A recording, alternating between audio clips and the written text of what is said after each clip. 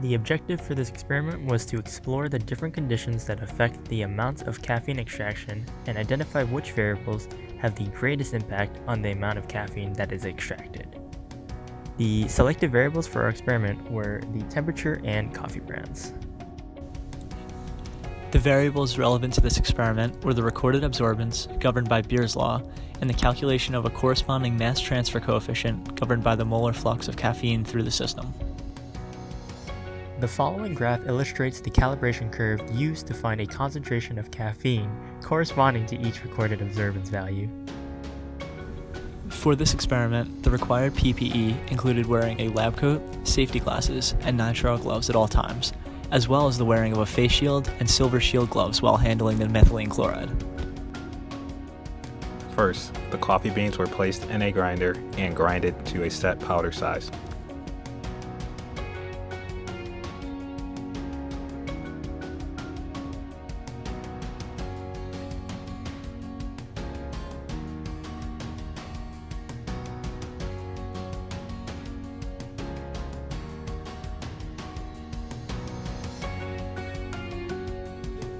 Next, the coffee beans were wafted to more adequately examine their scent. A cotton ball was then inserted into the column to prevent particulates from entering the filtered stream. Sand was then added on top of the cotton ball to make the filtration medium level.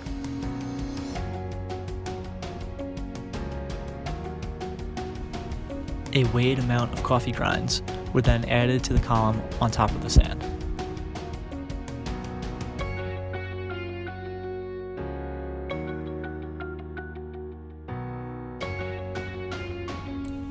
Here we can see the complete setup for the solid liquid extraction portion of this experiment.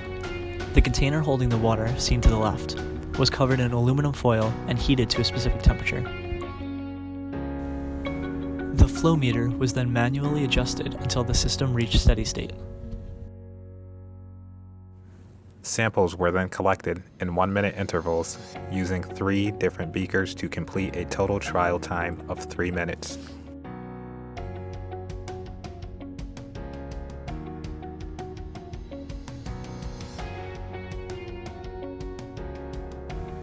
Next, 15 milliliters from each beaker were then added into a separatory funnel along with 15 milliliters of methylene chloride. The separatory funnel was then inverted 4 times and the cap was removed to depressurize the system.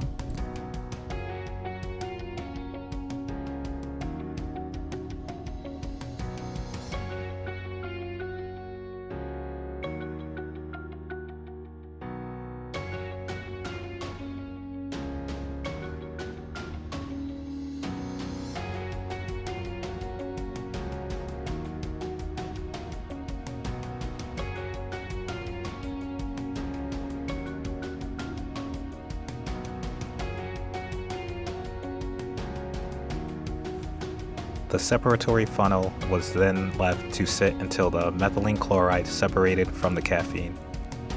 After this point, the funnel was then opened, dropping the liquid caffeine into a beaker, and then closed once the caffeine methylene chloride boundary was reached.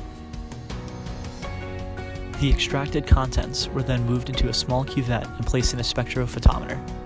The resulting reading from the spectrophotometer was then recorded and later converted to a caffeine concentration using a calibration curve.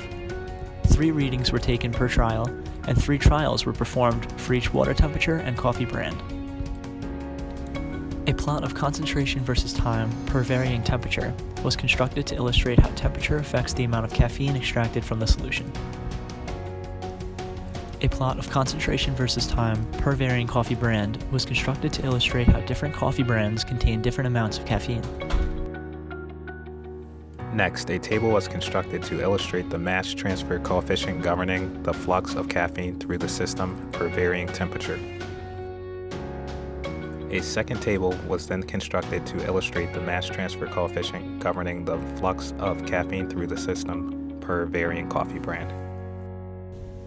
From a temperature perspective, it can be concluded that an increase in temperature will increase the amount of caffeine extracted from the system. From a brand perspective, it can be concluded that the coffee beans of the brand Espressione have a greater caffeine concentration than those of 8 o'clock and Seattle's Best.